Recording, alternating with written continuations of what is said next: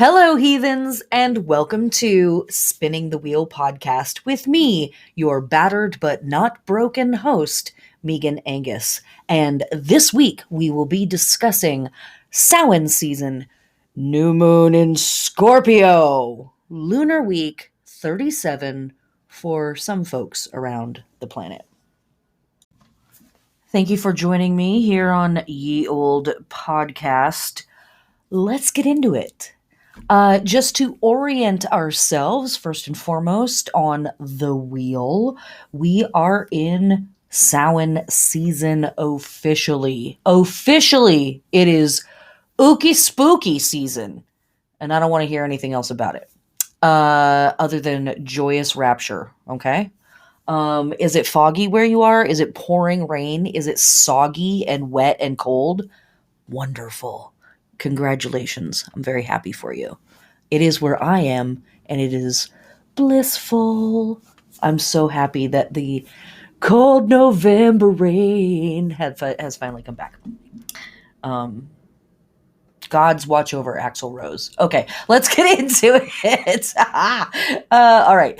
We are in Samhain season, and our Samhain season witches work centers around life, death, and rebirth, right? That's a big part of the core of the symbolism of Samhain season is the life, death, rebirth process, that archetypal image. But also doing our ancestor work and working with ancestors in a wide variety of ways. A lot of that work is simply venerating them and saying thanks to them. Some of that work is welcoming them back into the community and making space for them and honoring them, telling tales about them and remembering them and just celebrating their life. That can be our ancestral work. For some of us, it might be getting into the ookie spooky, the funky chunky of things that our ancestors did or didn't do. But we might also be asking for help from our ancestors, asking for wisdom, asking for guidance, for information, because fate and fortune and divining are also an incredibly important piece in Samhain season and the work that we do in this season. Because for us here in the Northern Hemisphere, as we've discussed in previous episodes and in my lectures that I've been giving for the last 7 years, give or take a couple of years, like this one, yeah, the TLDR, the Earth is dying. No big deal. Everybody calm down. But the Earth is it is totally dying and is completely apathetic to your physical survival. Okay, cool. So, everybody good? Okay. Uh, so on a, really fundamental level, on a biological level, on our reptilian brain, animal brain level, and really our human brain level too, let's be honest, there's a lot of happening, right? Now we here in the modern world, we have our fancy electric lights, and we have our Wi-Fi's, the Wi-Fi's, right? And we have the internets, and we have, cities that can jam it out 24 hours a day, 7 days a week. And that is also something that has actually been around for thousands of years. Cities that did stuff 24 hours a day, that had life and commerce and various things going on 24 hours a day, actually not a new thing. But the widespreadedness, that's not a word. The fact that it's everywhere now, that's new. And it's not natural. Humans have only been dealing with electricity for the last 150 years, give or take, approximately 170 years. And so there is still a fundamental part of our brain that is like, oh God, we're going to die when winter settles in. And that is really at the root of all of our divining work that we are doing during Samhain season. So, if you are an astrologer, if you are a tarot reader, if you read runes, if you read Ogham, if you read shells, if you read, um, whatever your auguries are that you work with, your divining systems that you work with, uh, I really encourage you, which you probably already know this, but I really encourage you to kind of at some point during Samhain season, give kind of an extra like moment to your tools to say thank you, to refresh them, to rest them, to reset them, to rededicate them. And I'm sure that if you are a person that works with astrology or tarot or runes or shells or whatever system or systems that you like to work with, coffee grounds, whatever it is, I'm sure that you have your systems of resetting from your traditions. But this is a great time of year to honor that. Even if it's just to put your tools in a place of importance and to say thank you to them in some way, if that works for your systems. This is kind of a touchy area here, so I apologize if I'm offending anybody by suggesting this when it's something that you wouldn't be doing at this time of year. Um, don't come at me, please and thank you. So back to our wheel work. We are dealing with this life, death, rebirth process thing, and we're going into the death part of it big time, especially for those of us here in the Northern Hemisphere. We are working with fate and fortune and divination and destiny and trying to see beyond the veil and get answers for people because, again, we're moving into winter and food is scarce and it's very cold. Death comes easy in the winter. It's easy to get sick. It's easy to hurt yourself and die from something that's relatively simple just because you can't get to help. So all of that stuff is kind of with us here in Samhain season and brings a gravity to the season, right? It's like, oh yay, jack-o'-lanterns and spooky stuff. But then November hits and it's like, oh wow, this is actually kind of spooky, isn't it? It's kind of heavy, isn't it? And when we look at the festivals and the holidays and the celebrations happening around the planet, past and present, what we see are a lot of festivals focusing on endings and beginnings, on transformations, transformation of the physical world in particular, also transformation of the goddess, a very heavy emphasis on fate and rites of passage. We see a lot of imagery around sex and death and chaos, um, and and welcoming in, as well as kind of making a very specific place for that stuff. This is something that I will often say every year is make room for chaos or chaos will make its room. And what I mean by that is that there is always going to be something unexpected, something that we couldn't plan for, something that is unfortunate, something that breaks just at the right time. Um, or a person that leaves just at the right time, or system that stops working for us just at the perfect time, and it really adds this element of chaos. It adds this element of like, oh, what is this about? What do I do with this? If we can find a way in our psychology, in our emotional spectrum, in our plans, in our envisioning of the world, to not fill in every blank, we can make it a little easier on ourselves when those incidences pop up. And this is going to play into our astrology that we have later this week. So I'm not just rambling about this for my own entertainment, though that is a lot of why I do ramble. But it's also to say that chaos, aka the unknown and the unknowable, is afoot. Even with all of our divining and all of our divinatory tools that we are working with and honoring and utilizing at this time of year, we can only know so much. There's only so much we can know. And that's just the truth of the matter. And so we want to also prepare ourselves for the fact that unknowable stuff is also going to be at play in the work that we are doing in this week, as well as in this lunar cycle of Scorpio, because we have, of course, a Scorpio new moon, which we are about to talk about here in just a second. If I will shut up about the Samhain work, as well as throughout the Samhain season as we move into Yule. Yule as well has quite a lot of chaos to it. It's just dressed up as a fat, jolly guy. But chaos abounds in Santa's package, I'm telling you. Okay, sorry. All right, let's get on to some actual information. Okay, our lunar week starts off on November 4th with a super new moon in Scorpio at 12 degrees at 2:15 p.m. Pacific Standard Time later in the day for everybody else around the planet. Okay. Side note, what is up with the super new moon? Okay. As the moon orbits around the Earth, it wobbles a little bit, and there are points where it is closer to Earth and points where it is further away.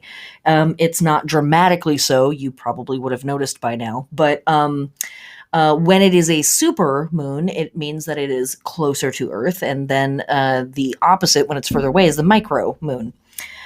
Super new moons are generally not as important for people because visually, you really can't see that there's a difference because it's the new moon, it's the dark moon, versus a super full moon, which is the one that people usually get excited about because it is somewhere between like 10 and 13 degrees larger. So there is an actual visual change to the moon. This is also the first of two super new moons. We will have a super new moon next month in Sagittarius, and then our two full moons are also micro full moons. So they are at the opposite side. We get our micro and our full, excuse me, our micro moons and our super moons near the nodes, the North Node and the South Node. And the nodes have been hanging out in Sagittarius and Gemini, and they are about to move into Taurus and Scorpio. The nodes move backwards just to keep things spicy and confusing. And so it makes sense that we have some super moons and some micro moons right now because we are near the nodes. We are also going to have some eclipses coming up here soon enough. We'll get to that in just a bit. Okay, so what are we doing with a new moon in Scorpio? Well, TLDR, crying a lot, possibly. Maybe some yelling, probably some yelling. Yeah, but maybe a dish is broken, maybe several. We're going through it. So, moons in Scorpio can be tough no matter what, because they are moons that really bring us into super close contact with our shadowiest elements, the most leaden parts of ourselves, the the parts of ourselves that are like the toughest to deal with on a conscious level. They're things that we either feel like we're supposed to be hiding or we've been told we're supposed to hide them. It brings us into close contact to a lot of our really like super uncomfortable emotional places and all of that stuff, our emotional psychological places or uncomfortable psychological places. So all of the Scorpio moons really ask us or demand, as the case may be, that we do some tough work and that we get into some, officially ookie spooky parts of ourselves. And the new moon in Scorpio is like starting again, right? We're coming back around to the beginning of a process, but it's a process that we've been through, many, many times, depending on how old you are, or how much you've experienced. Really, there's sorrow and bad times don't give a shit about how old or young you are. And so every year we have a new moon in Scorpio. So this is not work that we haven't been asked to do before. But it is a new moon. So there is a start, there is a beginning, there's a newness about it, right? So perhaps a new something comes up to the surface that hasn't come up to the surface before, or perhaps we are approaching our process or our pain or our sorrow or our shame in a new way or with a new technique or newly incorporating things that we've learned before. But in particular, what's coming up for us is shame, guilt, regret, real fun stuff, right? Exciting things. It's who doesn't want to do this? You sign me up twice. Let's go. Um, and specifically, it's the stuff in us that people have told us we're supposed to hide, that society has told us we're supposed to be shameful about. So I'm thinking of all of my beautiful fat brethren and lovers and brothers and sisters out there, and how much we are told that we should not have the bodies that we have. It would be better if we had no body. If we literally were dead, it would be better than to be fat.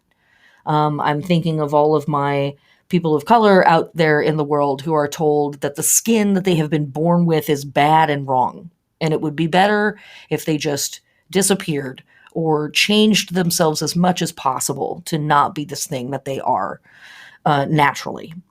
I'm thinking of people who were sexually curious and really excited to explore their bodies and to explore sexuality, and were shamed into submission, shamed into hiding, shamed into really unhealthy behaviors by society that says, no, you're not allowed to be that way, that's not healthy or good.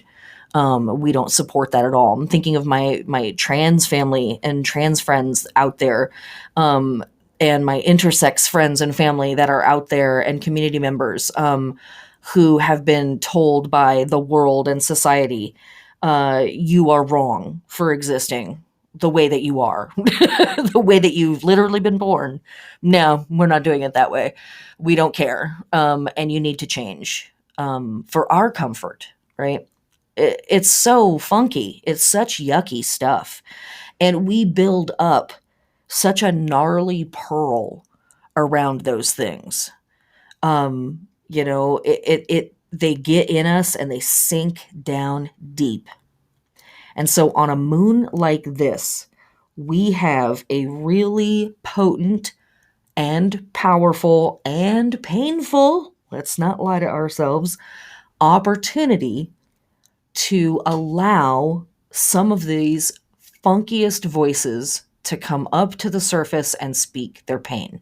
Is this fun work? I don't know, maybe for somebody, but no, generally not for most of us. But it's super important work. It's incredibly powerful work. And in doing this work, I think that we really get to see the full expanse of the beauty of the power of Scorpio and the power of Pluto, in that, yeah, we're talking about really gross stuff and really, really yucky stuff, but we are ultimately talking about the hope and the incredible power of being able to transform those things. So this is a moon where we, again, as I said, we want to allow those yuckiest, funkiest, most shamed, most repressed pieces in ourselves to come forward and speak. And we want to be as non-judgmental as we can possibly be with ourselves. Because these pieces are used to being repressed. These pieces of ourselves are used to being told, you're gross, you're not supposed to be here, I'm a bad person because you're here. If only this was different or gone, people would love me more. These parts of ourselves have already heard that a million times. So when we invite these parts of ourselves to come forward and speak, we cannot judge them, or they will go right back into the shadows. So what we want to try to cultivate is a curiosity, a loving and gentle, open-ended curiosity with ourselves of, what's going on in here? Oh, wow. Okay. Speak to yourself the way that you would speak to a child, who is playing with poop, right? They're totally curious about it. We don't want to scream and holler at a kid and give them a whole bunch of complexes about it, although millions of parents have done that and probably will continue to do so. But it's exactly that kind of stuff, right? Like, oh my God, she just said that sentence. I really did, because it's a perfect metaphor. These parts of ourselves are childlike. They're easily frightened, they're easily freaked out, and they're easily impressed. And I don't mean like impressed, I mean like impressed upon. And they are made up of stuff that's funky and difficult to deal with. We don't want to get it on us. And yet, when properly handled, poop is one of the greatest sources of gold in the world, because we can turn it into compost, which means that we can grow food for ourselves until the end of time. And that's pretty incredible, right? Something as poisonous and funky and smells as bad and as ooky and ugh as poop literally is the gold of our black soil. Yeah, I'm really saying that. And yeah, I really mean it. And these pieces of ourselves are that stuff. So when we can speak to ourselves non judgmentally and allow these portions of ourselves that have been repressed to come forward and speak their truth, A, we have a more holistic understanding of who we are as a person. B, we get to start to understand, oh, that's why I act like that. That's why I get so defensive when that song comes on, right? Or whatever it is. Like, okay. Okay, I get that now. I see this about myself.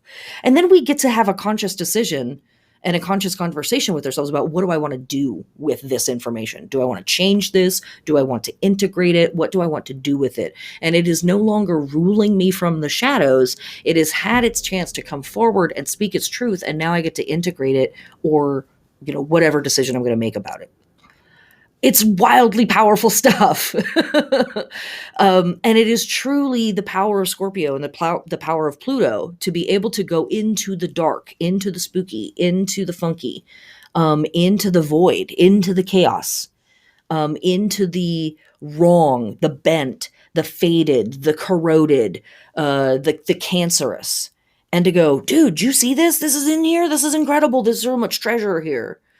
And to help us understand how these things are things that we can choose to let go of completely and not have as a part of ourselves anymore if we don't want to, or integrate and become a stronger and more interesting person because of it, or whatever we decide to do with it, right? But we get to make a conscious decision about it. So this new moon is asking us to do that kind of work. No big deal, just that. It is, of course, opposing Uranus in retrograde to the degree and being squared by Saturn. And Uranus and Saturn are going to play into our astrology later in this week, as we will talk about in just a few minutes. So there really is an element here of unknown things, chaos, shocking revelations, and authority figures, and the crushing weight of tradition, the crushing weight of, but this is how society has always been. This is the way my family has always been. People like me have always been treated this way, and there can be a sense of like, and it's always going to be this way when Saturn gets involved, and it's squaring, and it's pulling its angry grandpa gig. It can feel like that. It really, really can. But we also know that's not true. The wheel turns, and the wheel turns, right? So it's not going to stay that way forever. It can feel like it though. So again, to whatever extent it is healthy to engage this kind of work, I highly recommend that you do it. Don't do this with friends and family. If you want to do this with another person, do it with a therapist. Talk to a counselor, somebody like that. Don't bring this to your friends and family. You probably need to say some shit that they don't need to hear. Doesn't mean that you mean it or you're going to act on it or that you hate them forever or whatever, but you might need to get some shit off your chest that your friends and your family don't need to hear. And that's real. That's super real. It's okay. It is okay. Okay.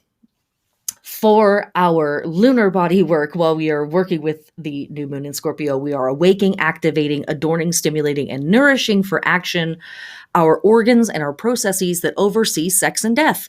The organs and the processes that oversee sex and reproduction and waste management. How convenient we have the life, death, rebirth process in our crotch. We didn't even have to leave the house. Hooray. And as I say every week, I am not a medical doctor. If you're wanting to incorporate any of the information from this podcast into your health regimen, speak with your trusted health advisor. And for our plant body work, we are planting, transplanting, or grafting to support above ground growth for plants that are flowering or fruiting or doing their thing for whatever reason at this time of year. Yeah, there's some. But also the light is waning, so we are wanting to support our plant buddies and making sure that they're getting enough sunlight. Okay, let's get into the astrology of this week. Okay, the astrology for November 4th, we have already kind of talked about a bit. We see the sun and moon in Scorpio opposing Uranus in retrograde in Taurus, or stationary retrograde, whatever I'm trying to say, in Taurus at 12 degrees. And so to reiterate the effect of that, shocking and surprising encounters, shocking and surprising revelations, unexpected events. It can really potentially manifest in one-on-one interactions between you and other people, but doesn't have to. And of course, sometimes we see the astrology in the world, but it doesn't affect us personally. But really what the neutral effect of the astrology on this day can feel like you're being reminded that you don't know everything. And in specifically like dealing with a situation and suddenly being like, oh, wait a minute, I don't know everything about this situation. I'm missing information, or there's more information coming and I don't know necessarily where it's coming from. What the heck? And that there is new information coming at all times. The effect of that can cause us to feel really restless and really dissatisfied with things. And if anything, that's the blessing of Uranus, even though it doesn't often feel like it's a blessing. The blessing is that it is helping us understand where we're dissatisfied and where we're not getting what we need or we're not getting what we want. And so Uranus can really kind of make those points frictious or itchy. So we want to use those friction points as an opportunity to see what it is that we want out of life and journal that shit. Journal it. We can work on manifesting it later. Even the stuff that's like super goofy and like super illogical, don't worry about logic versus just write it down. Just write it all down. Okay, that is the astrology for November 4th.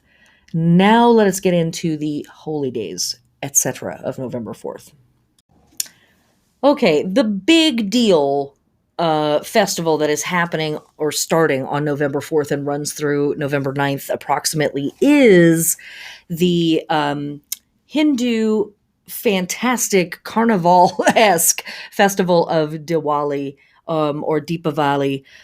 This is a multi-day festival that basically is celebrating the triumph of good over evil as India moves into the dark half of the year. Diwali is very much like a New Year's type of celebration, celebrating the dark half of the year. And in fact, there are 4 New Year's-esque celebrations, and so they really do kind of line up with what they actually line up with is the fixed signs out of the zodiac. But the Scorpio season, the one that comes right after Mabon or right after Samhain, this is really the biggest one of the year, and it is very much a triumph of good over evil. And good and evil are words that I don't necessarily work with, but I live on a planet with billions of people who do work with that concept, so it behooves me to be aware of it. Diwali is an incredible celebration of the goddess Lakshmi, who is all about production and abundance and riches and generosity and treasure, as well as being a huge celebration time for the goddess Kali or Kali Ma. The Kali Puja happens at this time of year as well. And Kali is the great destroyer of the Hindu pantheon. She is, in fact, a multifaceted goddess with many, many roles, a variety of names, a variety of depictions. And she is also, in and of herself, a triple goddess in that she is a birther and a sustainer and a destroyer goddess. But her most famous aspect is her as the destroyer. She is very much the energy of the mother dog that eats her puppy that is too sick to live. That is very Kali energy. And it's very Scorpio energy. It's Gorgon, it's Medusa. Um, and it is uh, that power in nature that knows when death or destruction or a certain and final physical world ending to a thing is actually the most healthy thing for the thing and for the system, and the beings sustaining the system. And that's a tough choice to make. That's a hard call to make, but it is a call that we have to make frequently in our lives. You know, we have to say no to projects, or we have to turn down cool things that are kind of working or whatever. Um, so okay, bringing it back to Diwali.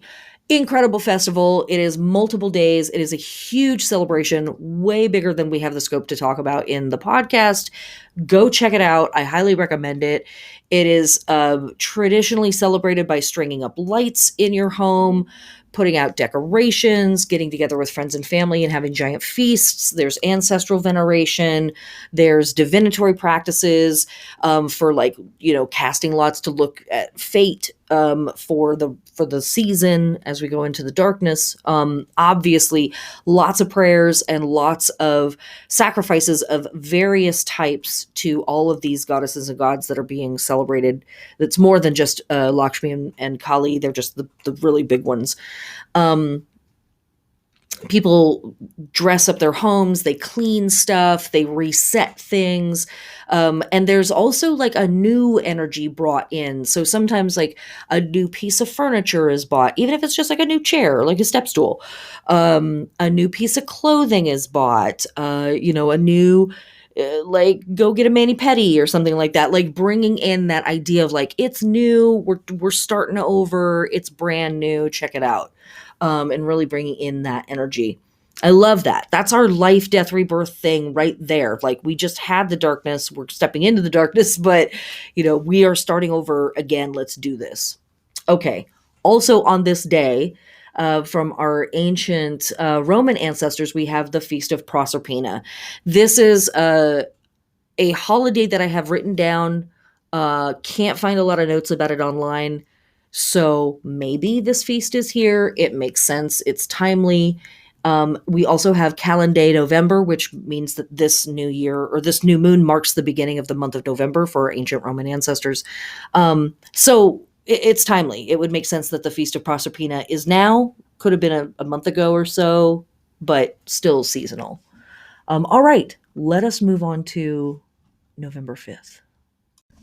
All right. November 5th, the moon moves into Sagittarius. I think it moves in at like 5 o'clock in the afternoon.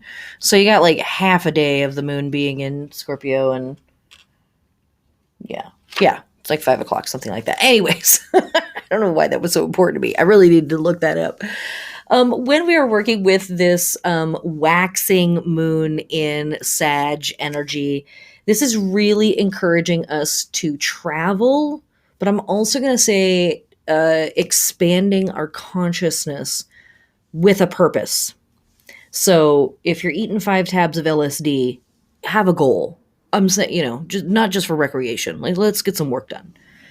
To help a friend, to achieve a lifelong goal, something like that. At the very least, this is a great moon to begin planning for a trip of some type that fills those requirements. This is not just about vagabond wandering about. We love that. There's nothing wrong with it. But this is a trip to an end, to a particular purpose. Okay. While we are working with this waxing moon in Sagittarius for our lunar body, we are awakening, activating, stimulating, adorning, and nourishing for action our our lower back, our sciatic family of nerves, and our thighs, our legs, but our thighs in particular. These are all ruled by Sagittarius. And for our plant body, we are harvesting, we are checking for insects and pests, we are weeding, we are plowing, and we are pruning, again, considering that lower light gig that is going on. Okay, that's everything that I have to say about the moon. So let us move on to the astrology of November 5th, wherein we discover dun dun dun dun dun, Venus is entering Capricorn and Mercury is entering Scorpio. Yes, on the same day, literally 12 hours apart. Venus enters Capricorn at 3:43 a.m. Pacific Standard Time, and Mercury enters Scorpio at 3:34 p.m. Pacific Standard Time later in the day for everybody else around the planet. Okay, so what do we get when we have Venus in Capricorn? We are getting more serious about our Venusian aspects. And we are bringing grace and a consideration for aesthetics to our Capricornian pursuits. So, what could that look like? Getting serious about our finances and boosting our relationships with our business partners or with coworkers. Like getting buddy with your networking when it comes to things that are going to support your career pursuits, support your work, support your long-term goals in terms of your financial security, all of that stuff. Bringing cuteness, bringing aesthetics, bringing grace, bringing charm to those things, as well as the places in your life where, like, maybe you're a working artist. This is a great time while Venus is moving through Capricorn to, like, shore it up a little bit. Where do I need to get a little more serious about things? Where do I need to mature a little bit or be a little more real with myself about how I'm doing my taxes or whatever that is? Or perhaps you are a sex worker, same thing. That would really be appropriate at this time while Venus is moving through Capricorn. Is like, oh, this is literally a planet that is concerned with my line of work. It's time for me to think about my taxes. Maybe I need to change my passwords, that kind of stuff. We value enduring connections a little bit more while Venus is in Capricorn. We value things like reliability and faithfulness and stability in people and in situations. Those things are more attractive to us than they usually are. And we might also take expressing ourselves and expressing our emotions very seriously. So that's another thing to kind of keep in mind with the rest of the sort of heavy astrology that we have this week is as Venus moves into Capricorn, when we express our emotions, we might be like really fucking serious about it. Guys, okay, listen to me, and sometimes that's the appropriate vibe. And sometimes we are asking for a severity in the situation that people can't provide for us. So, just be chill, be cool, be real with yourself. But in general, we kind of keep our cool in relationships. When Venus is in Capricorn, we can be much less demonstrative than we normally are in terms of showing our affection, showing our lustiness, showing our flirtatiousness. We might be a little more austere with those types of things. Okay. Also on this day, as I mentioned, Mercury enters Scorpio. And so what do we get with that fun combo? Well, don't forget, Mercury is a psychopomp. A psychopomp is a deity or an archetypal figure. Sometimes they are a mythic figure or a hero or a heroine from myth or fables or stories of yore. That goes into the underworld. They go into the other worlds, the other lands, the over there. They go into the before time and the after time, the past life and the future life. They go to heaven, they go to hell, they go to the Elysian fields and the summer lands and the happy hunting grounds and Yggdrasil and all those other places. Psychopomps are deities that have the capacity to travel through all of the realms. And that makes them very mercurial, right? Meaning that they can change shape and change face and change tone by the environment that they're in and the work that they're being asked to do. And so sometimes they are thought of as trickster gods and trickster goddesses and agents of chaos because, hey, that's not the face you had yesterday. Hey, that's not the people you were hanging out with last week. Hey, didn't I just see you in heaven? And now we're in hell. What the hell's going on? Um, but our psychopomps are deities that also guide us through all of these different places. And so for me, when Mercury travels through Scorpio, which it does every single year, um, it really is stepping into its underworld psychopomp self. And so for me, when Mercury is moving through Scorpio, I think that our thoughts and our communications become, more depth oriented, more spooky.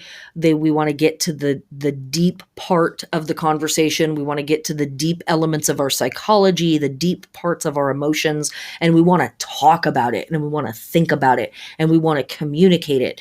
Maybe that's just to ourselves. And so obviously with that Scorpio work at the beginning of the month, or excuse me, at the beginning of the week, this Scorpio Mercury moving into Scorpio really supports that inner dialogue, right?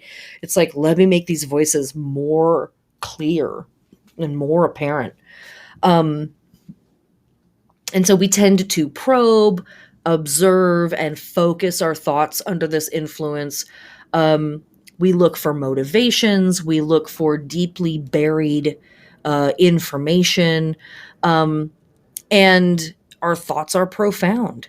We tend to kind of eschew more trivial or superficial forms of communicating with people and really go for things that are like intense. So drama, yes, maybe a little of that might just come across as heavier, especially with Venus moving into Capricorn on the same day. It might not be like, oh my God, the drama, but it might be like, I'm really serious about this, guys. Like, we need to talk about this. It's heavy stuff. Um, the only tough part I think about, well, this can be a tough transit for folks who like things bright and sunny all the time because we have a lot of planets that are going through the ookie spooky right now. And Mercury's like, and I'm going to think about spooky and talk spooky and everything spooky, spooky, spooky. But we also know Mercury moves really fast. So it's going to be a relatively like a few weeks transit pretty quick. But if there's one thing that I think can be difficult about this, it's that we can get into like a real obsessive thinking loop. We can get really one track mind kind of thinking going on. We want to use the word carefully, but we can be obsessive in our thinking. So like focused, but too focused. And that's just the thing with Pluto and Scorpio, that like we can get real obsessed about a thing. And, it's like, oh my God, I can't get this song out of my head for a fucking month. That kind of thing. So that I think is probably the hardest part of Mercury moving through Scorpio, is that we can get really obsessed on a thought and have a very, very difficult time moving away from that place in our brain. Otherwise, Mercury and Scorpio really lends us an opportunity to bring some better microphones down to the basement to really hear those voices that we were talking about earlier in the week. All right, let's talk about the holy days of November 5th. All right, our holy days for November 5th from our Hindu friends and ancestors, we have the Vikram New Year. And so, again, this is just another way of saying Diwali has begun. The official calendar New Year has moved over as well. Also, on this day, from our Hindu friends and ancestors, we have Govardhan Puja, and this is basically like a giant food fest dedicated to Krishna. Also on this day, we have the Isia Ternovina. This is a choir. This is from our, Roman ancestors. And this is a choir of all men singing to Isis. This is a part of the Roman version of the Isia, Isis Osiris myth, death and resurrection cycle. Also happening on this day, we have Mimacterion, which is the ancient Greek beginning of this month. Uh, Mimacterion. And then also on this day, we have a little old holiday called Guy Fawkes Night. If you are not familiar with Guy Fawkes Night, if you've ever seen the anonymous mask, that's where that mask comes from. It was worn by a person named Guy Fawkes. And Guy Fawkes was a character in English history who was a member of the Gunpowder Plot, which was a plot put together by a group of people that decided that they were going to blow up the House of Lords in England. Um, and it didn't work. And he got caught. I think some of the other members of the crew got caught as well. And they ultimately were all killed. They were ultimately all put to death for this. Now, by law, I can't tell you to go blow up government buildings, nor really do I think that you should. You do you, right? Witches are different from light workers for a reason. No shade on either group. Just saying. Like, they're, witches do wet work. We'll just leave it at that. But what I will also say is this, that revenge and acts like this, they tax us heavily. Did Guy Fawkes think that it was right and good for him to do what he was trying to do? Yeah, he did, as far as we know, right? He probably thought it was necessary to do it. And also he didn't succeed, and the House of Lords still stands today. So what I would say to all of this is that tearing down systems that are damaging to the species is a good idea, but just be aware of the power of the system that you're trying to tear down. Don't let it destroy you in the process unless you really think that that's going to get us somewhere. But we've had a lot of martyrs over the last couple of thousand years, and I don't think that we're necessarily better for it. So I'm also going to say that. Again, free will, I support your decisions, but more or less. But but I also would say that martyrdom has not gotten us very far, if anywhere at all. Really, look around. Right? So but I also deeply empathize with people that seek vengeance, because usually the person that is seeking vengeance is a person who has been disempowered in every other way. Their power has been taken from them in all other ways. This is a big part of the rationale behind magical works like bindings and hexes and banishings. It's because the person who is enacting that spell or that ritual generally doesn't have any other option. All their other options have been removed. All their other ways of affecting change in their life have been taken from them. And so I have deep and profound empathy for that. But again, this is a week where we are asking for really funky stuff in ourselves to come forward and speak and to say, I'm hurt. This is the pain I'm carrying, and here's why I'm hurt. Here's what I'm scared of. And this kind of a holiday of Guy Fawkes celebrating this, a gunpowder plot attempt is really an interesting place for us to sit and think about what's going wrong with our government. And sure, there's methods of trying to enact change, right, from a lot of different angles.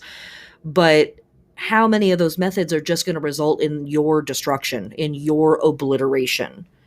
And collectively, we have not really moved forward, even though you made this tremendous sacrifice. I don't know where to necessarily go with all of that, but these are the types of things that the times ask of us to consider. So If nothing else, raise a glass, penny for the old guy on November 5th. That poor bastard. All right, let's move on. Is that everything for November 5th? I'm saying let's move on, but am I actually done? I am actually done with November 5th. Okay, let's move on. All right, that brings us to November 6th. And on November 6th, our waxing moon is still in Sagittarius. So, nothing really more to say about that. Just keeping in mind, we're being expansive with our thinking, we're planning, traveling, all of that. And then in our astrology for this day, we have Mercury in Scorpio, sextile Venus in Capricorn at 1 degree. And my totality of my notes for this astrological transit is cute. That's the word. That's the whole thing. Because I am a professional. Okay.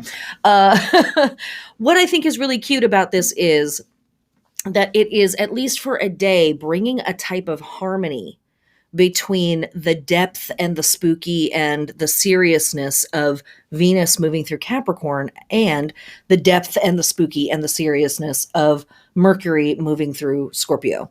So just kind of a cool thing to have both of these planets move in to these signs on the same day, and then they sextile each other a day later. And there's very much a like, what I see in my mind is like these two characters in a room full of people, and they both kind of make the little like glance across the room and the head nod of like, I see you. Yep, we're both on this. Let's do it. That kind of thing. Mercury is the aspecting planet. It's the faster mover. This transit will take less than 24 hours. So utilize it if it is cute for you. Otherwise, it just might be a day out of a week of difficult inner dialogue as well as potentially difficult external dialogue, a day where that dialogue is actually quite easy and flows nicely. Hooray, we don't mind. It's totally fine. Okay, that's all I have to say about the moon and the astrology. So let us move on to the holy days of November 6th, wherein we will find from November 6th to the 30th, the Leonids meteor showers. This year, the Leonids peak around November 17th, and that's really close to our next full moon. So it's not a super great opportunity for meteor shower watching unless it's after the moon has set, which is going to be pretty late at night. However, this is a meteor shower that can really dump a lot of meteors. And next year, like this year, it's supposed to have a pretty good amount, but next year, 2022, is supposed to be an epic version of this meteor shower. Looking forward to that. Okay. What do we have else going on this day? We have from our Lithuanian friends the Feast of Our Lady of the Gate of Dawn. This is a painting of the Virgin Mary in Lithuania that is venerated. She's painted without the baby Jesus. She's looking very pious.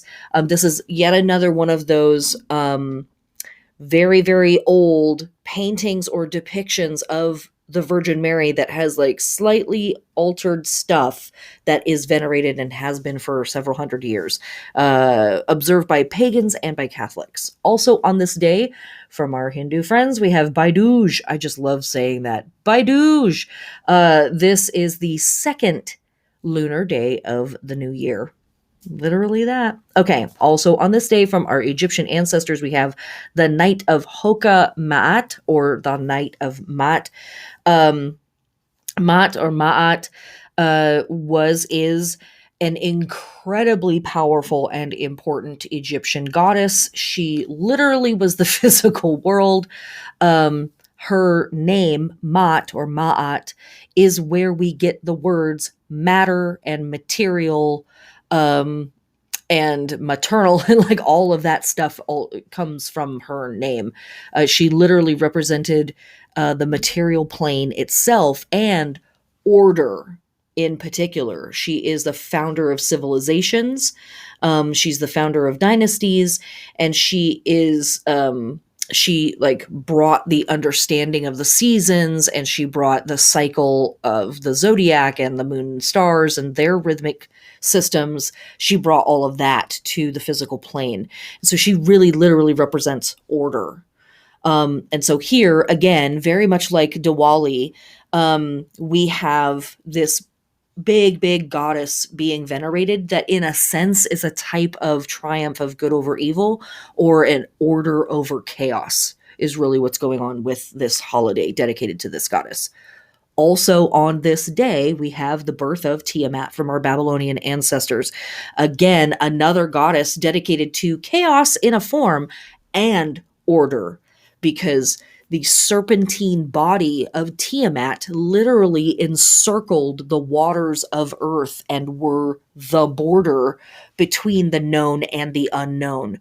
So she represented both the order of the world and the chaos of whatever was beyond that border. And then Marduk shows up with a real good idea that it would be super fun to chop her into a bunch of pieces and not have that system holding things together anymore. And, look at how it turned out. Great idea, son boy.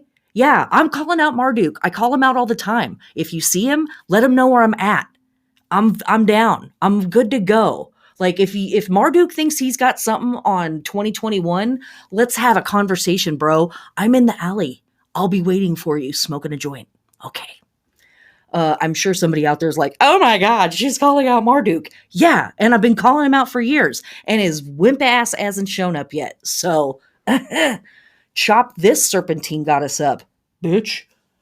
Anyways, also on this day, we have Witches' Remembrance Day. This is a modern pagan global holiday that basically is an acknowledgement of polytheistic and pagan cultures and collectives all over the planet and their oppression and repression by Abrahamic faiths all around the planet. Potent day, spicy day, but a good day. But this is a beautiful day to light a candle to witches and goddesses that have been disappeared over the last 5,000 years. Our time is coming. All right, let's move on to November 7th.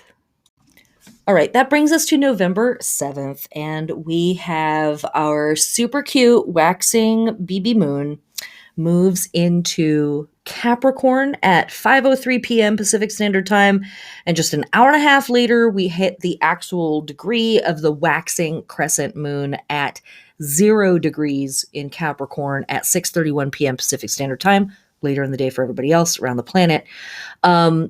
And so this, I love the waxing crescent moon. It is literally a put up or shut up moon. It's, maybe I don't want to say that. It's more the waxing half. See, I'm getting ahead of myself. I'm like, yeah, let's go. Okay. But here's what's up. This moon is really asking us to take the next step or take a step forward from the work that we were doing in that Scorpio new moon. So in the Scorpio new moon, we are allowing these repressed parts of ourselves to come up and speak their truth.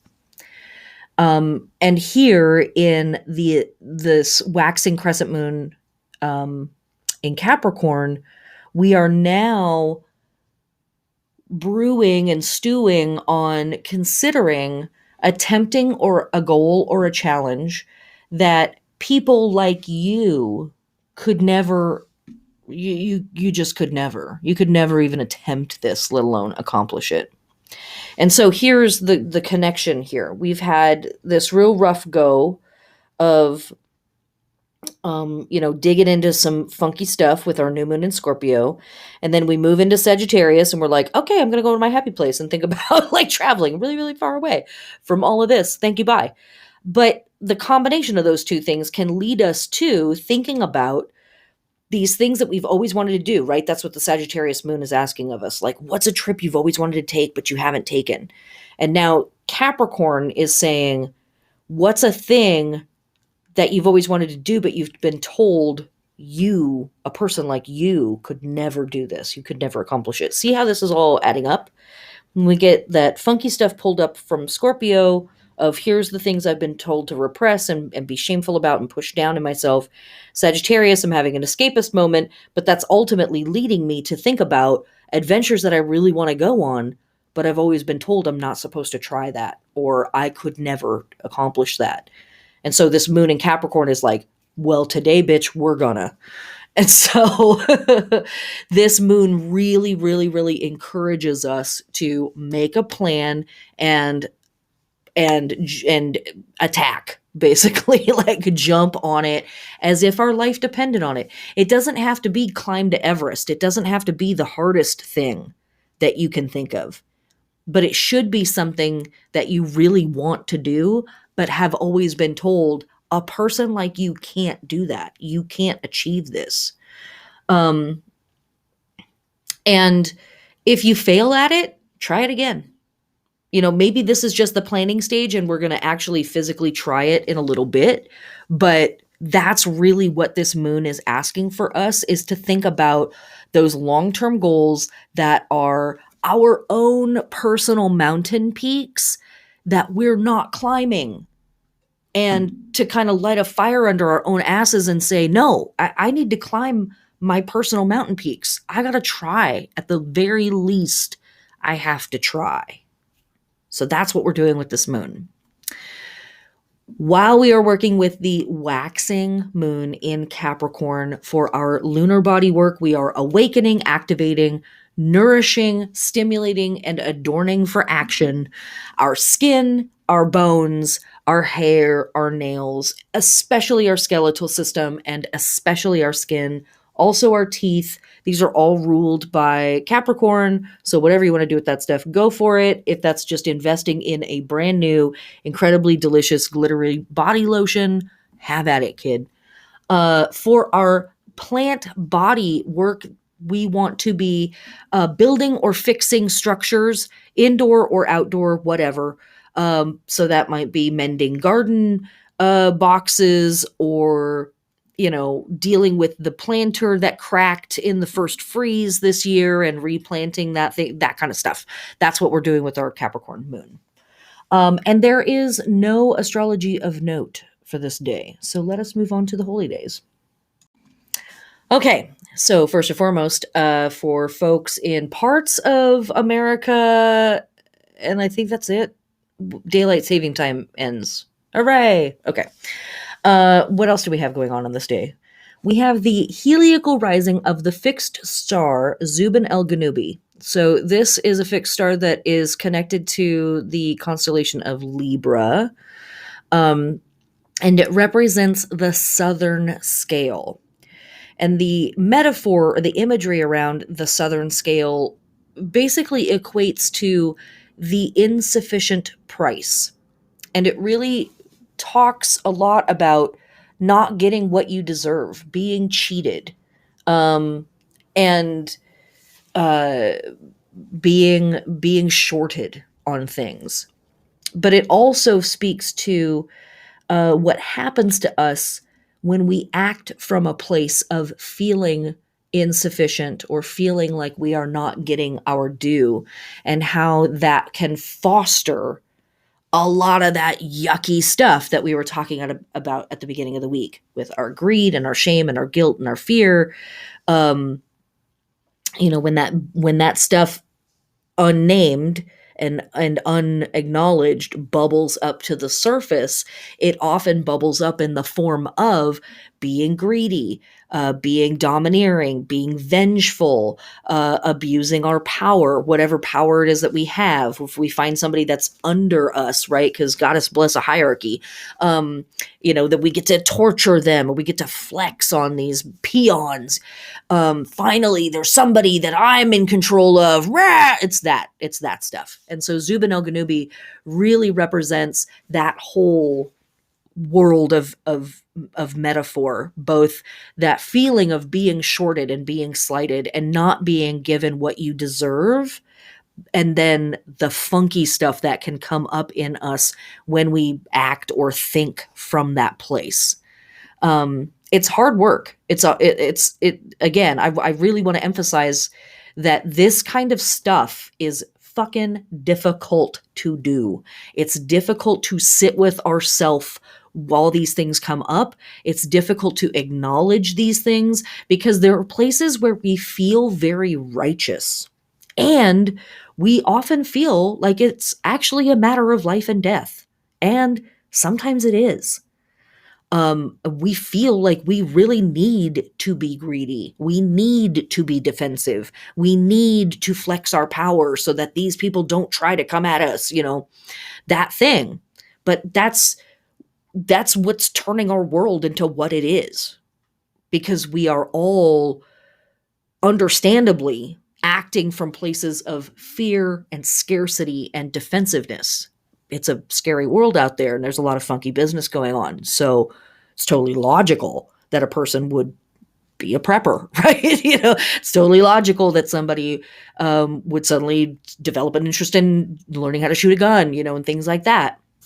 And again, I'm not saying that you need to go do those things, and I'm not saying don't go do those things. I'm saying the more that we examine our motivations, the better we're going to be as a species, and the more likely we are going to have a chance to get through this together.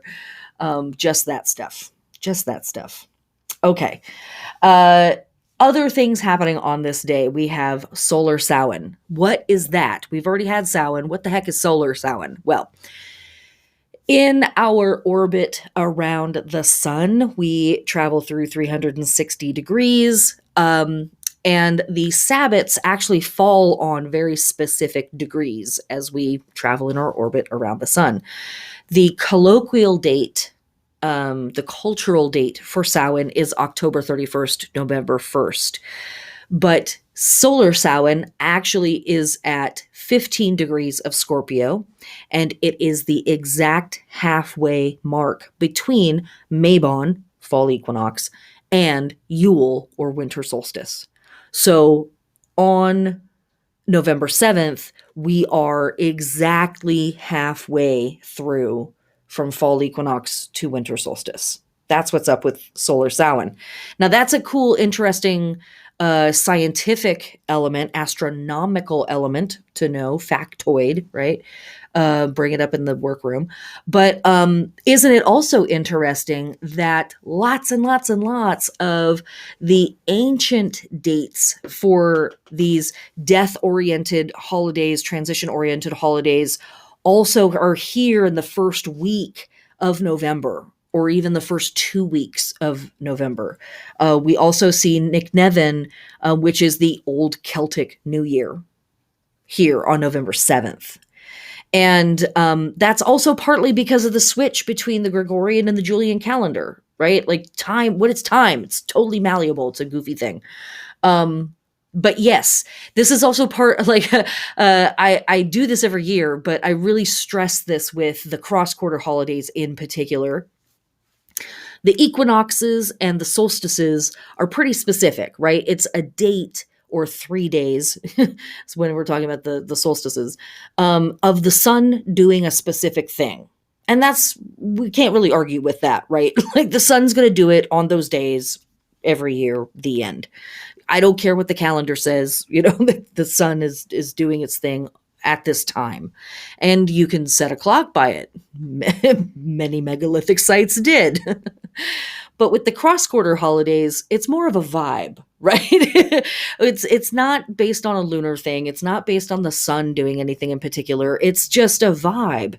And so for me, in particular, with the cross-quarter holidays, I think that you can actually be much more loose and broad with your dates that are chosen. Now, obviously, again, there's a cultural element of Halloween, or Samhain, is celebrated on October 31st, the end.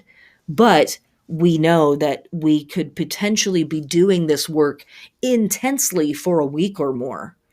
And we have lots of other week-long festivals happening around us at the same time in the ancient world and the modern world that definitely celebrate this idea of witnessing the shift into the dark, because it's a big fucking deal.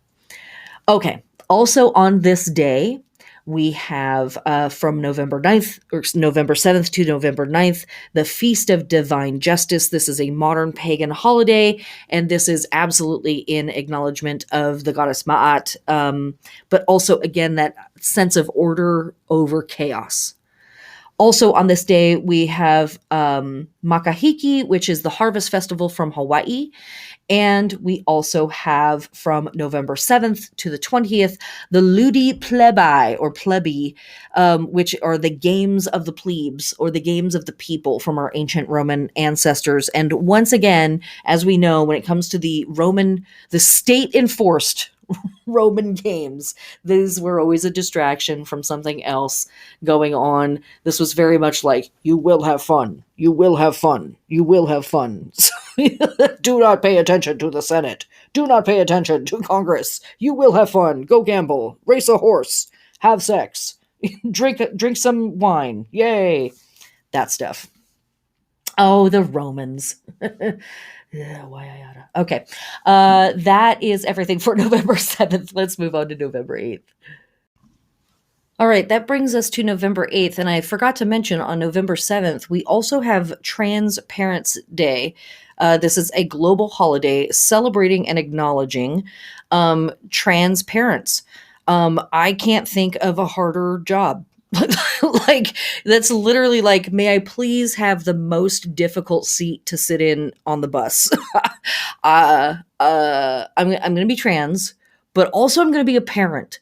Like, both of those are very, very difficult in this world, in this state that it is in. They are also both wildly joy-filled places to be.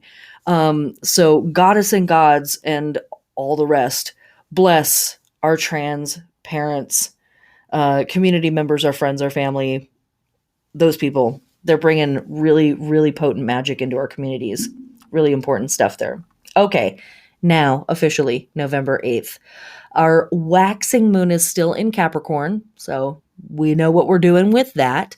We also have no astrology of note for November 8th, so we're going to move right on to the holidays of November 8th. And what we've got going on here, not too much. It's pretty quiet. From our Shinto friends, we have Fuijo Matsuri, Fuigo or Fuijo Matsuri. This is the festival for Inari and Hetsui no Kami, who are both hearth goddesses.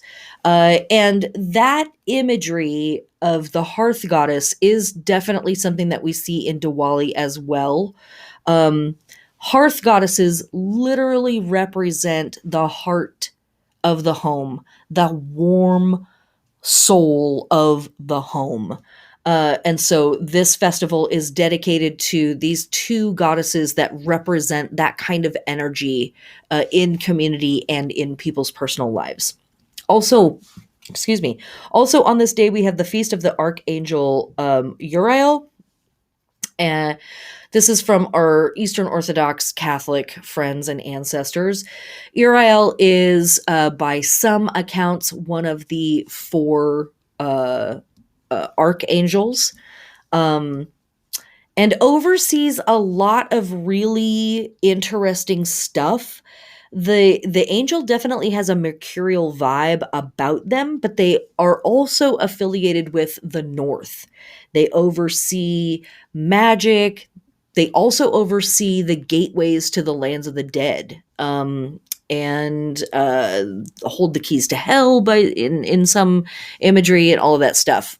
So really interesting character that to me is very psychopompy. Again, not trying to smash them into being like Mercury, but they do share some similarities. But yeah, ultimately, Uriel is the light of God, and is seen carrying the sun at times. At other times, is seen carrying a disc with the sun and moon and stars on it. And so there is also something about this character that maybe has something to do with the order of the seasons, the order of the zodiac and the sky, and that rhythm, that kind of stuff. Okay. Also on November 8th, we have Intersex Remembrance Day. This is another global holiday. And on this day, we are honoring and remembering our transcestors who were born intersex, our people around the planet who are born intersex, and those beautiful souls that we have lost to let's say it all together, repression of something incredibly natural and perfectly normal. Um, yes, light a candle to those beautiful souls. And hopefully they will guide our way from the other side to something, a little more reasonable. All right, let's move on to November 9th. Okay, we have arrived at November 9th, and our waxing moon enters the sign of Aquarius. So, first off, in and of itself, this is another really great moon for making plans for the future. Um, so I'll just say that. But we do have some astrology coming up on November 10th that is not necessarily super great for plans for the future. So yes, on November 9th, but maybe not on November 10th. Your mileage may vary. Um, but what also this moon is really valuable for is examining inherited customs and beliefs about society and the rules. Um, how do you still sit with all of that stuff? Who was your dad, quote unquote, right? Like whatever gender they were, who was your dad? And what did they tell you about the way that shit works in the world? What was the stuff that they would say, well, it's just always been that way and it's always going to be that way? Well, it is what it is. What are those things that that person or those people, some of us have had multiple dads, again, gender, who cares, but dad is a particular archetype, right? They do certain things. And one of the things that dads do is they tell us how it is in the world. They tell us the rules of the world. They show us the ropes. They teach us about the things that are unfair in life. They teach us about the rules of society. Moms teach us about the rules of the household and the rules of the family. But dads teach us about the rules of how it is out there, outside the house. And they're not perfect people. No dad is perfect. So they brought their baggage and their issues and their unexamined, ookie, repressed stuff into those conversations with us as we were kids. And we eat that stuff because we're kids and they're the parents. That's what we're supposed to do. And this is our ancestor work, where we all at the same time sit with this and go, I forgive you for teaching me shit that hurt me, but also, what the fuck was that? And let's not do it anymore. How about that too? So where this week starts in a very emotional place, where we are pulling stuff up from a real murky emotional center, we're moving into Aquarius, which is very cerebral. And I think that gives us a little bit of a break and some distance. It gives us a healthy opportunity to disassociate, God us bless, and look back at the work that we've been doing over the week from a more intellectual place and go, well, why did I think that this was true in the first place? Oh, right. I got told that this was the way society worked when I was 4, and I really internalized that. Well, shit, man, let me get rid of that. It's that kind of work. That's what we're doing with this moon in Aquarius. Again, who was your dad or who were your dads, and what kind of influence did they have on you? What did they teach you about that stuff? And how much of that stuff are you still holding on to? And of the stuff that you're still holding on to, what of it is valid? Because some of it is, but what of it is not valid? Because some of it is not valid. It's not true about the world. It flies in the face of what your lived experience is as an adult, right? Okay.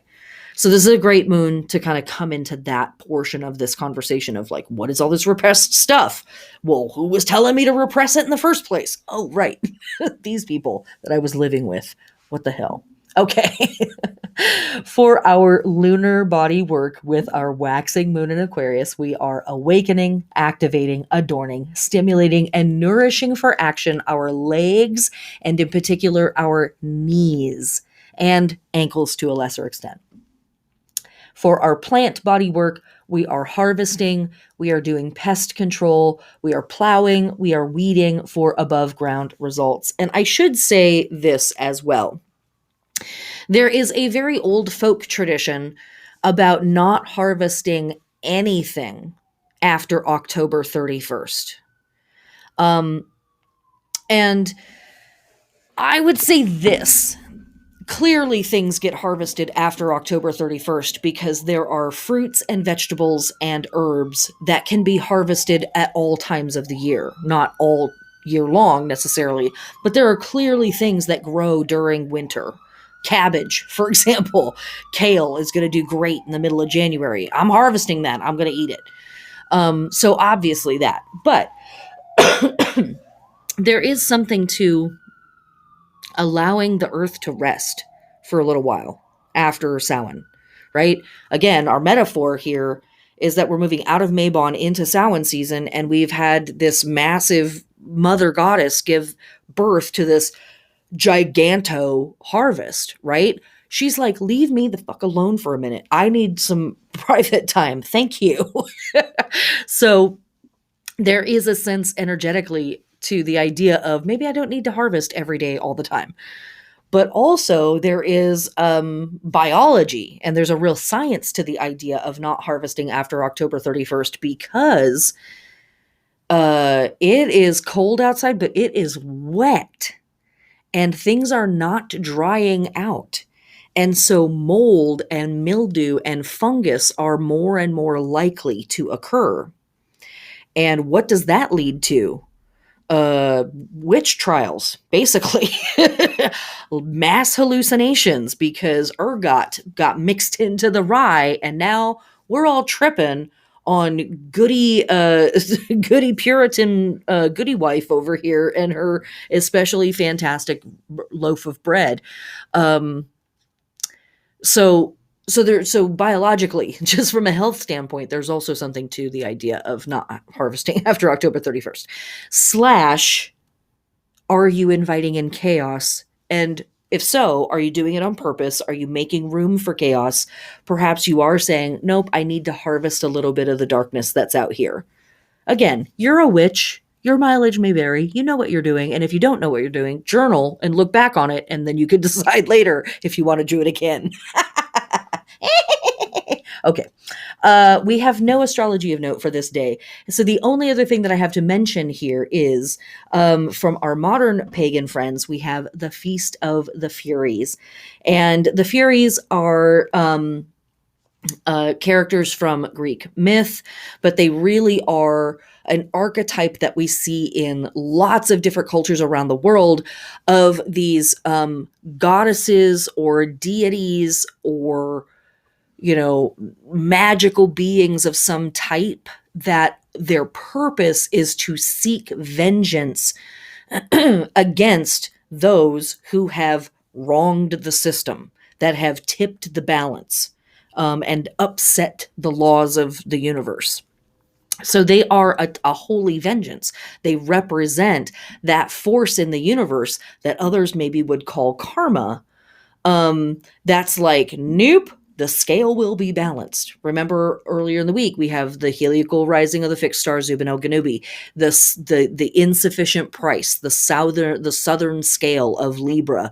So it's the part that's low, right? It's the part that's like, I'm not getting enough. I didn't get what I was due. The Furies are here at the end of the week, like, well, we're going to make sure that you do. We're going to make sure that you get your due. And something I want to note here as well. This week of November is a rough week in terms of these ancient holidays, with the birth of Tiamat, which is Remembrance Day, the Feast of the Furies. What else am I thinking of? The Feast of Divine Justice. The birth of Tiamat, I think I already said that. Even Guy Fawkes Day. We have a run of holidays here that are very dedicated to oppressed and repressed groups and people who are small, fighting against something very big and probably overpowering, right? And what do we do about that? I have a piece on my website called The Goddess of the Betrayed. And it's a heavy piece, but it talks more in depth about some of these gods and goddesses and what they went through and why they were so mad and why they were so full of revenge, or a lust for revenge and a need for vengeance, a need for balancing the scales. because they have been tipped too far in one direction. And some magical work that you can do with that. There's a ritual in there, and it is a tough ritual. If you're not used to doing ritual, I wouldn't recommend it, just straight out. Again, you have free will, but it's a tough ritual because we're really inviting in some dark, heavy shit to come and speak.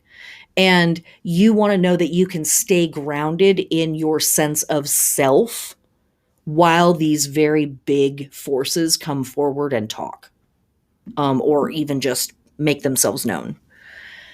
So I would recommend reading through it before you try anything. You might try a modified version of it, but you don't have to do it at all, obviously.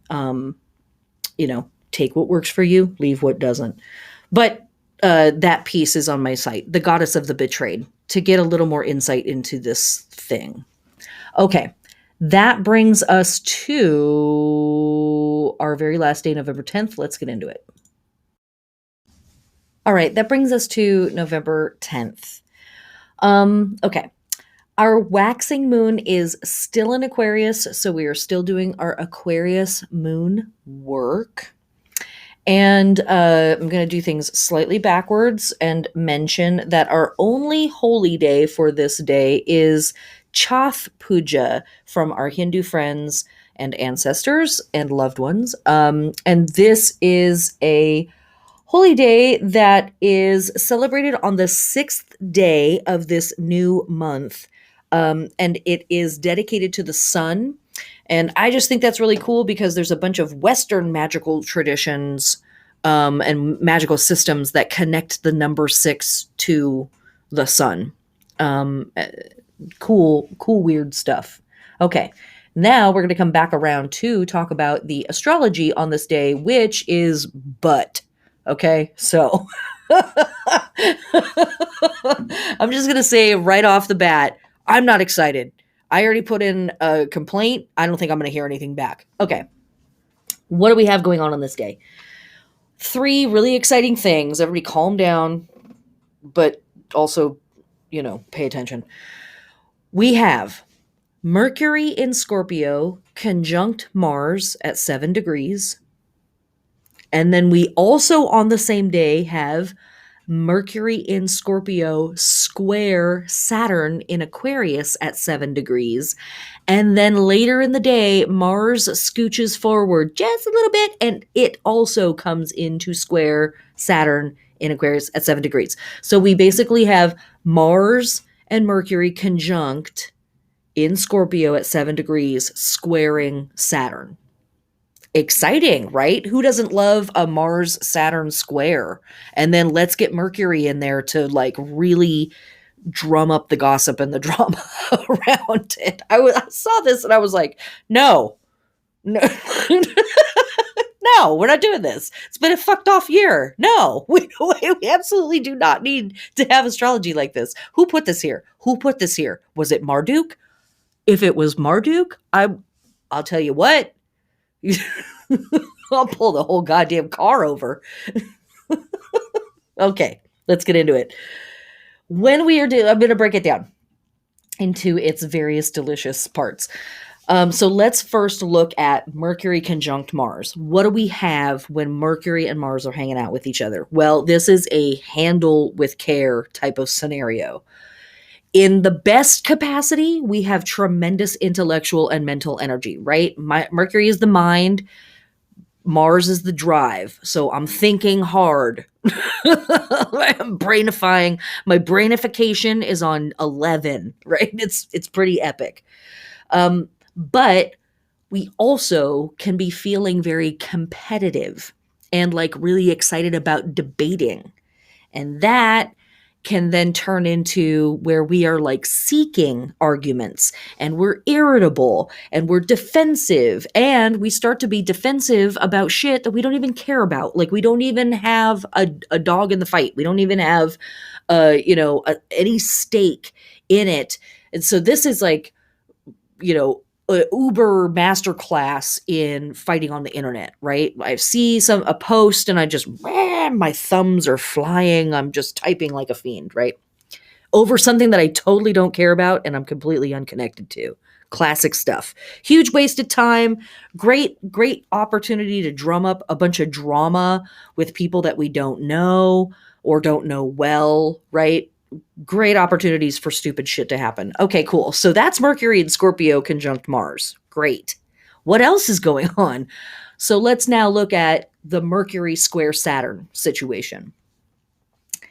Um, this is a day that, again, in the best of situations, is really fantastic for heavy mental work and tasks that require a lot of discipline and disciplined thinking.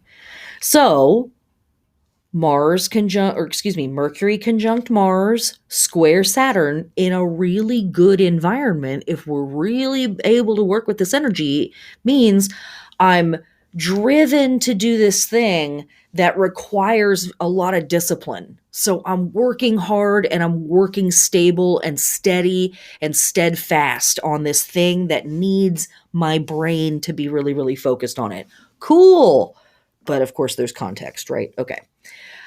So what else can we get from this Mercury square Saturn situation? Well, it can be difficult to communicate with others. And here in this way particularly, the difficulty being that it's difficult to understand us, it's difficult to express ourselves. We often give a much more negative impression than we mean to. Or we come across as really nitpicky. Like the plan has to be fully laid out in every last detail, and we have to argue a bunch of the details before we are going to sign off on the plan. We can be really super narrow minded. Um, we also might think that we know everything about the situation and that we just only see like the bad turn of it, like the bad outcome. Um, it's not a good time for like negotiations because we can only see the negative. We only see the bad part and the hard part. So in terms of like focus and drive and like working really hard on a project, sure, but having an optimistic attitude about it or having like an open-mindedness about it, no, not so much. And then we have Mars that's like I'm really excited to argue about it and get really defensive about it. And Saturn is like cool and I'm really excited to like be as pessimistic about it as possible. So not a super great combo, right? Okay, well now let's bring in Mars squaring Saturn. What do we get with that? This is another transit that is a handle with care, proceed with caution kind of transit. Whatever you have to do on this day, slow the fuck down and be thorough and be careful, and you will increase your percentage chance of success or at least getting out alive. um, but it is a transit that can feel extremely frustrating and extremely irritating. So here we're getting that word of irritating again, right? So double emphasis on the fact that we might feel super irritated or find other people to be very irritating on this day. You might feel like all of your effort to assert yourself is blocked on this day. That's a very traditional vibe with Mars squares Saturn. It can feel more difficult to get over an internal sense of inadequacy than like external circumstances. So again, with all of this work that we've been doing in this week, right? We're starting off the week pulling up gnarly stuff that we've been told about ourselves by other people that we're supposed to hide. And now we're coming to the end of the week where we're really being encouraged to be defensive, to be irritable, to be very depressed, to be gloomy, to be very pessimistic about ourselves. And Mars square Saturn really doubles down on that whole thing of like, I'm never going to get anywhere. It's all the thing that's broken here is me. Like the context doesn't matter. It's that I can't do it, not that I was set up for failure. And it's really difficult to argue down those internal voices. Fear comes right up to the surface. Authority figures or people that are in positions of authority will appear to be very discouraging. Even if that's not actually what they're doing, we may perceive them as being very discouraging. And so it just, there's a lot of opportunities here for a lot of self bashing, starting off the week, pulling up some funky stuff, and coming into the end of the week where we have all of this astrology that's like, no, bad, wrong, you, ick. Be kind to yourself, my heathens. Play your music too loud. Smoke a joint and think of your favorite cat. I don't know, like just do whatever you have to do this week to make it easy on yourself as much as you possibly can. That might mean that you carefully spend a couple of extra dollars to buy takeout on a night that you just don't have the spoons to make dinner at home. Maybe that means you've got, multiple friends asking you to go out and hang out this week, and you're like, nope, I need to be alone. It's not even about spending money or saving money. I need to just be by myself and not be around other people. I don't like anybody right now, and it's not their fault. It's no one's fault, but I just shouldn't be around people. It really is a week that calls on us to be very present with ourselves, very aware of where we are as much as we can be, emotionally, psychologically, that kind of awareness, and to take care of ourselves as much as we can, to make room for our personal chaos.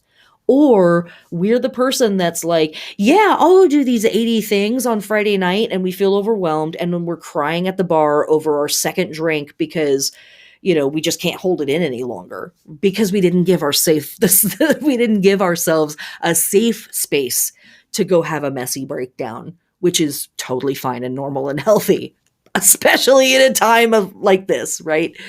So just be as kind to yourself as you possibly can. I know I keep saying it, and I'm going to keep saying it. Truly, give yourself the space to have a mess, to have a breakdown, to bow out of the situation for a minute. It's the work. It's the work. This is the witchcraft.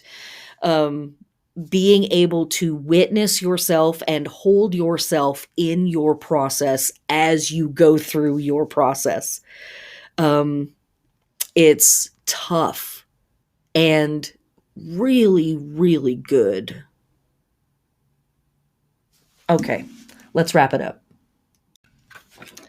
All right, to wrap it the fuck up, we start the week with a gorgeous super new moon in Scorpio on November 4th. We also have the sun in Scorpio oppose Uranus in Taurus at 12 degrees.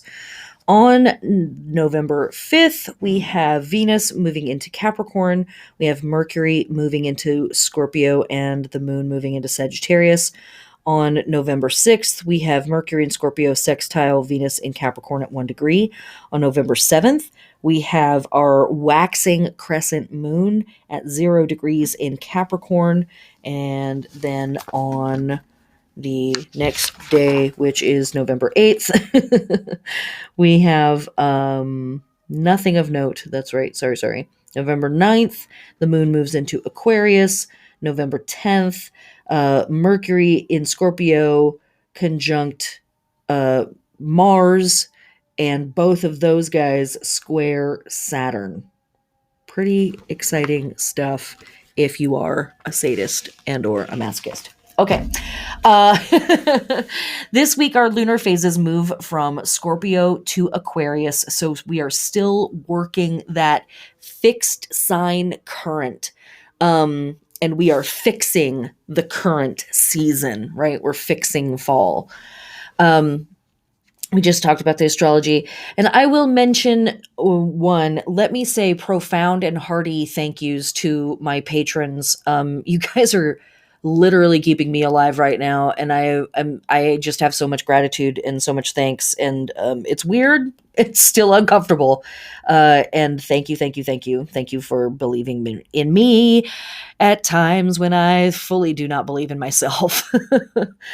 um, uh, I will also say that I apologize again for not putting out a more official or really any kind of Samhain class. It's very weird to not put one out. And I keep telling myself that I am going to. So let's just say that I probably will put one out in the next week or so, maybe a little closer to Solar Samhain.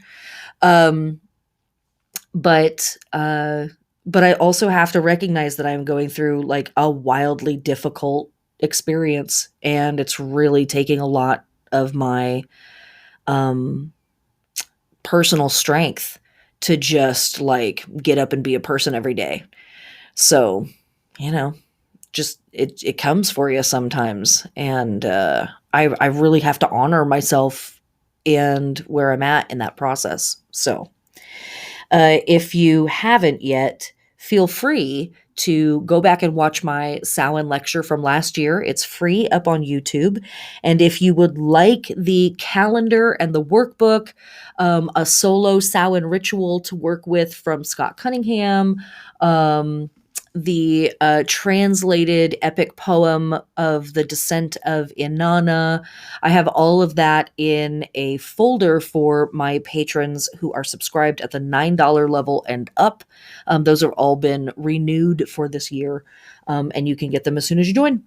Also, for my patrons, for Solar Samhain, I will be doing a chart casting for the moment of Solar Samhain and giving my viewpoints on the astrology of the season. That will be exclusive for my Patreons. Um, and that, my friends, I believe brings us to the end.